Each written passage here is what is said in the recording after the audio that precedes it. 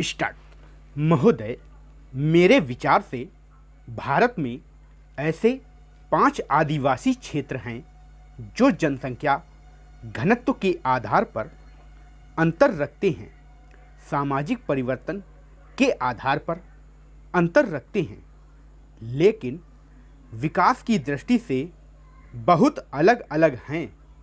जहाँ तक मैं समझता हूँ कि उनमें राजनीतिक और खेतिहर ढांचे के संदर्भ में बहुत विविधता पाई जाती है, लेकिन ये क्षेत्र सामुदायिक तौर पर एक दूसरे से भाषा, संस्कृति और शारीरिक बनावट में काफ़ी भिन्नता रखते हैं।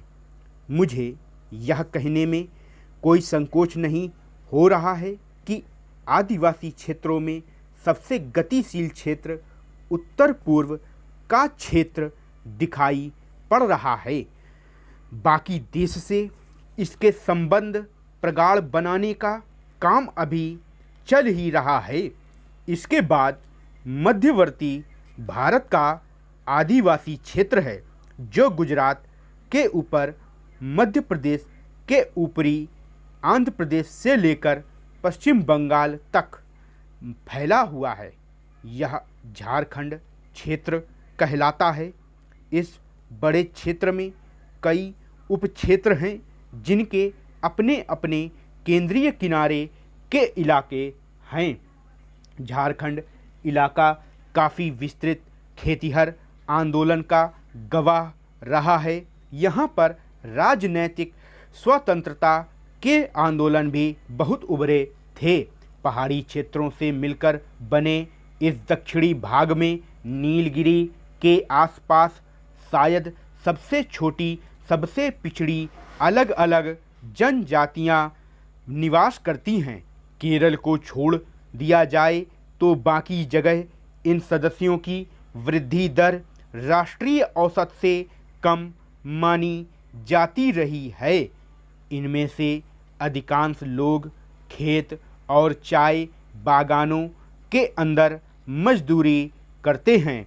यहाँ इनकी श्रम भागीदारी दर 52 से 63% है, जो देश में सबसे ज़्यादा अलबत्ता टोडा कुर्चियान समुदायों में कुछ संपन्न तबका जरूर मालूम पड़ता है, जिसने शिक्षा और नकद अर्थव्यवस्था का भरपूर फ़ायदा उठाया है। भारत का उत्तर पश्चिमी हिमालय क्षेत्र सबसे विरल, सबसे कम संसाधनों वाला इलाका रहा है। हिमाचल प्रदेश और उत्तर प्रदेश के आदिवासी सीमांत प्रदेश के सबसे गरीब पिछड़े इलाके के नाम से पुकारा जाता है। इन इलाकों की जनसंख्या वृद्धि दर बहुत कम और श्रम भागीदारी दर बहुत ज़्यादा है। यह हमारे लिए पीड़ा की बात है।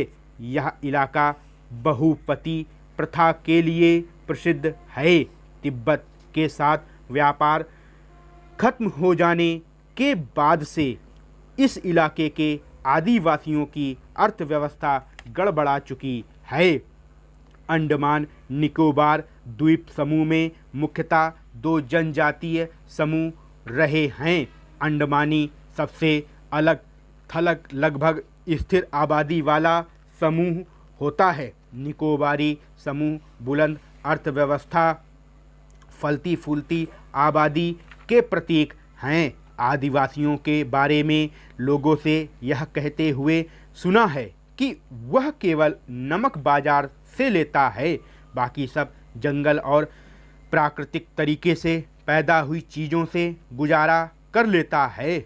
वर्तमान स्थिति में पानी, सड़क, बिजली, स्कूल, संचार साधन मुहैया हो रहे हैं। अंतर्राष्ट्रीय मुद्रा कोष ने भारत को इस बात से आगाह किया है कि इस वर्ष उसे महंगाई बढ़ने और आर्थिक वृद्धि की दर मंद पड़ने का खतरा झेलना पड़ सकता है।